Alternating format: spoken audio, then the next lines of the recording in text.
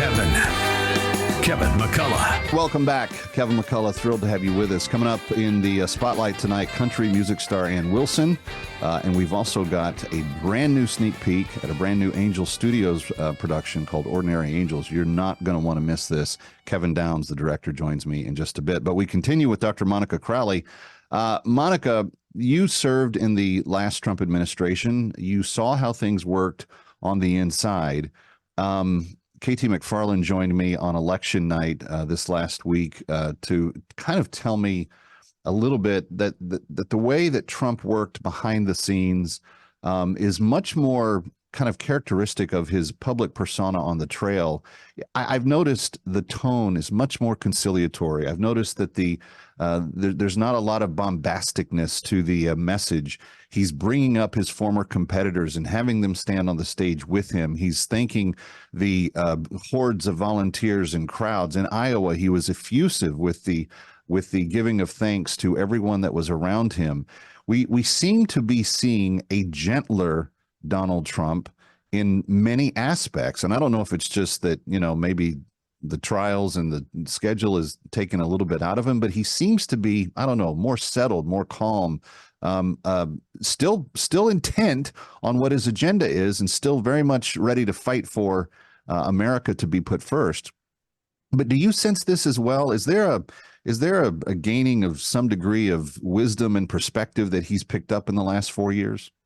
Well, yes, and there's also a certain shift in tone that I think everybody is picking up on, like you and I are as well. I mean, look, if you are competing against Donald Trump, he will destroy you because he is a consummate competitor and he wants to win.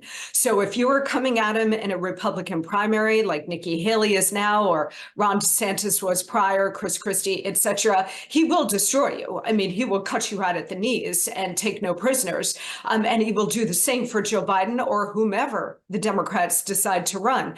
But when he is governing, when he is campaigning for votes on his own side, and then the general electorate, he is going to soften his tone a bit. And here's why. In 2016, he didn't really have to do that because he needed to remain fierce because he was an untested political quantity. Right. He had never done any of this before. He had never run for anything before. And he had to show the American people that he would be a tough son of a gun as president with our enemies, both foreign and domestic, right? Now he's got a long track record of having been president for 4 years. So people know that he can be tough with our enemies, both foreign and domestic, right? So he doesn't need to demonstrate that anymore. Now I think his orientation is toward the general election. Nikki Haley is sort of an annoying gadfly at this point, and he's going to just whack her away. But his focus is on the general electorate, and he's got a couple of problematic constituencies here, including suburban women in particular, Kevin.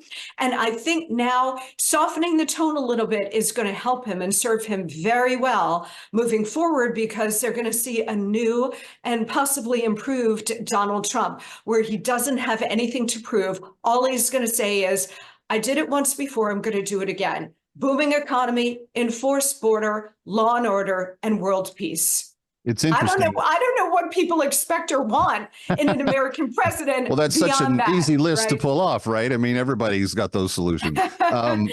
Well, I was speaking with some of the folks from Moms for Liberty last week, and they, prior to the New Hampshire speeches, had said they wanted to hear more on the education stuff. And then in the Laconia speech going into New Hampshire, he specifically said he's going to ban DEI, he's going to ban CRT, he's going to ban gender theory, he's going to ban boys and girls sports. He started hitting nearly every single subject that those moms had said, we're not saying he's not our guy. We just would like to hear more from him. And immediately it's like now in the speech, and I know that speech is going to be something that he gives another 1,000 times before November rolls around. I think he can do well with suburban women. All I think he has to do is address those really huge progressive agenda items that Biden came in and basically blackmailed the schools with on day one, and says, I'm going to undo all that and your kids are going to be safe in schools again. Yeah, I think you're right. I think he is going to hit the culture wars much more aggressively now that he's a general election candidate.